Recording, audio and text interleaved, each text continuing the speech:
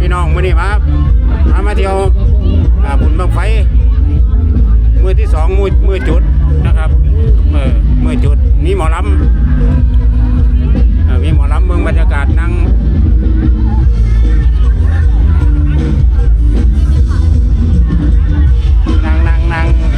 อย่างน้าหน่อยครับหลังละ500นะครับเบิดมือนั่งแต่เช้าจน5 โมงแรงนะครับแต่ว่าผมมา5 โมงแล้วเดี๋ยวพอดีถามมูมาแต่หนองบัวเช่าให้เพิ่น2 หลังละ500ทั้งวันทั้งบรรยากาศชิวๆ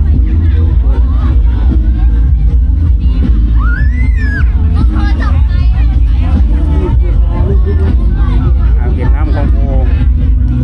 บั้งไฟวันที่2วัน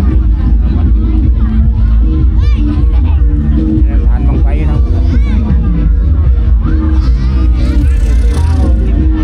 ผู้ใดปีลุ้นจะมาเที่ยวนะครับ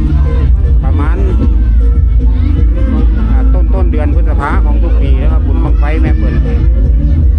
โอเคประมาณนี้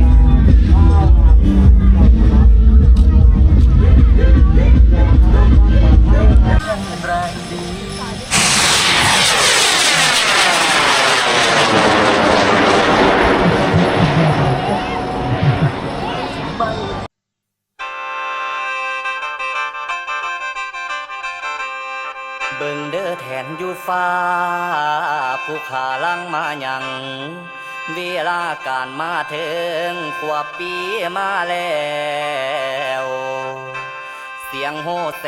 วถึงห้องกองตุ้มแห่มาโฮมพินแขนซอเต็บเสียงเป็นเสียงวอนฟ้าตกแต่งผ้ามาลาวายมาคู่สยาเมาเหล่าสุราสาโทไก่โตบังไฟลานถวยวอนหวานแผ่นไทยเทโวใหญ่ให้ไหลลงส่งลูกหลานเมืองคนให้ซุ้มเย็นพายเบืองนะโมน้อมตั้งโอ้เอากับก่อนวอนเสียงเอลตีแอนฟอนอ่อนซ้อนดีนอขบวนบาดฟ้อนหอมหวมกันจ่าบอนบันหีดเก่าเฮามีเดือน6ดีแต่งถวยวอนฟ้าเทว่าสวยไม่งามใสทัดดอกไม้เขียนคิ้วแต่งตาแล้วบ่ตานางนาดหน่วยนายมวนทั้งหลาย